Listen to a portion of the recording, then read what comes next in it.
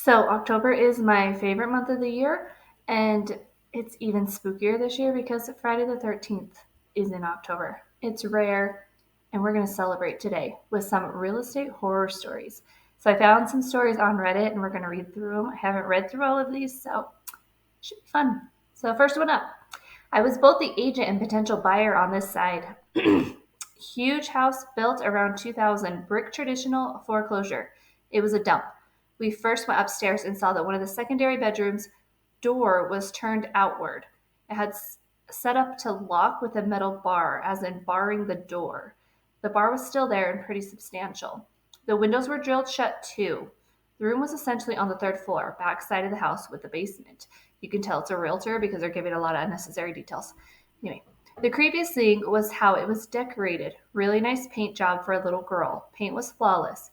Carpet looked like everything in the house had been spilled on it. Pretty horrendous condition. And the icing on the cake, the trim around the doorknob looked as if it had been clawed or chewed. Okay. At this point, we were just curious, so we acted like Scooby Doo and went into this creepy A basement. Sure, logical. It wasn't as creepy as we thought it would be, but it was trashed. However, in the middle of the floor was a dugout about 3 by 3 by 3 with the hinged lid. I was curious and opened it. Why? It's as if they've never seen a horror movie. Like, why would you open that? It was empty. But as soon as I opened it, something fell upstairs. It sounded like a full trash can falling over. The house was empty. It was vacant. It could have come somewhere else, but since we were already freaked out, it pushed us over the edge. My wife literally pushed over me getting out of the basement and house. We locked up and got the heck away. No, we did not buy the house. Okay, I could see that. All right, next one. Sold one where a suicide had taken place. Not a big deal. The buyers were first a little concerned, but decided to go ahead. However, they moved and sold it within a year, so who knows? The guy who bought it was a complete jerk, so I kind of hope so. Okay, that's mean. I don't care how difficult of a client you are. I'm not going to wish that your house is haunted, unless you're into that. But okay, she has another one too. All right, there's a house I sold last year to someone that was that was a cute little place, no eerie feeling at all. He closed on it and about a week later called me to ask if I had heard what happened. No, he said his neighbor had told him that the former owner had been found stuffed in a closet. Oh, 3 weeks after someone murdered him. No, I'm telling you, I my house would be listed within a week. I'm not doing that. Okay, next one. While I can't say haunted with any conviction, I have showed a handful of homes in my career and some with some pretty bad juju. A few were bad enough that the clients commented themselves that something just didn't feel right, or I think someone died in that house. To which my response was, I'm so glad you said something, let's get that F out of here. I won't bring this kind of thing up unless the client does. Some people are not sensitive to that kind of thing, and some people are. Okay, this is true. I am sensitive to this stuff. So one time, my husband and I went to go visit my father-in-law, and he worked as a janitor at a school. And we went over Christmas break, so no one was in the school, and so we met him there. And he had to go grab something from his office, so we went with him. Everything was dark. All the lights were off, and we were walking through the school, no big deal, nothing going on. And then all of a sudden, we passed this hallway.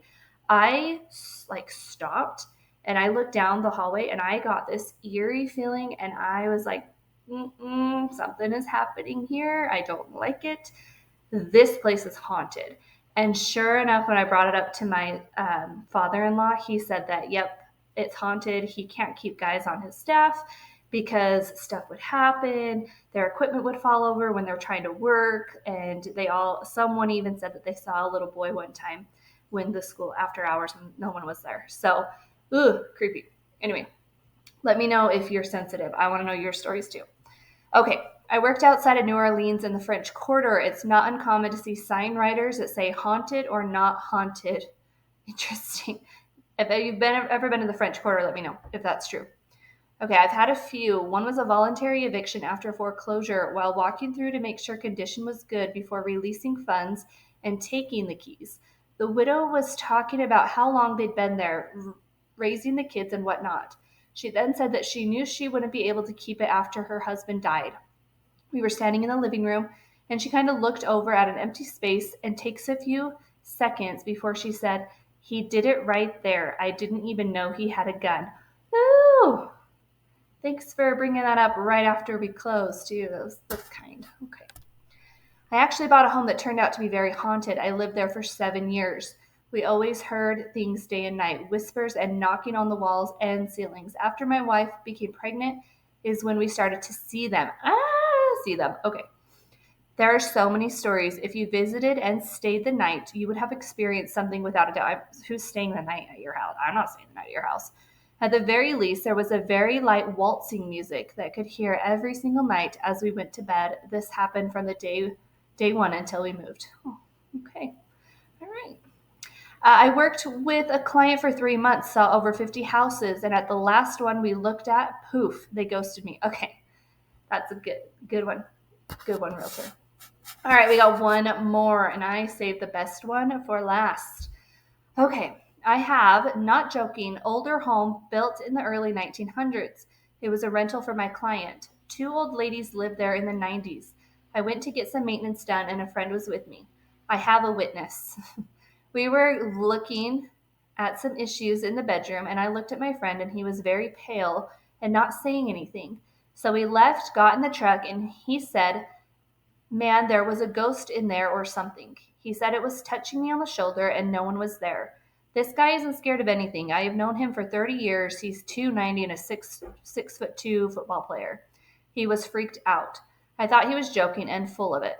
Well, I get home, didn't think anything of it. That night I was walking on my driveway getting the mail and something pushed me hard, but nothing was there. So then I started to freak out. This was beginning for the next 4 days of things started happening around my house, like doors slamming in the bathroom loudly while I was using it, and nothing was there. My wife didn't believe me until that happened with the slamming doors while she was asleep.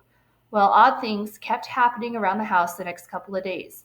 Last off, the last thing was my dog on the couch growling at the air, then sliding across the couch as if someone was moving him. Oh, no. That's when things got real. Oh, that's when things got real. Okay. I started looking up stuff to get rid of whatever was happening. Whatever was happening, stayed up 3 days straight. Whole family freaked out. Called my friend, told him, and he said, "I told you I was telling you the truth." So the day came when we had to go back to the property. Oh, sorry. My friend and I both carefully go in and talk to the tenants. As I'm talking to them, I see an obituary on the refrigerator. It was a tenant's brother who had passed away a week prior. We left the house, and after that day, nothing else happened around the house. I guess he went back to stay with his sisters. I get chills telling the story to my friends. Ah! Okay. I want to know your ghost stories. Comment. Let me know what your ghost stories are. Also, subscribe. I got a lot more coming. And probably the rest of October, we're going to do some more freaky stories. So, subscribe.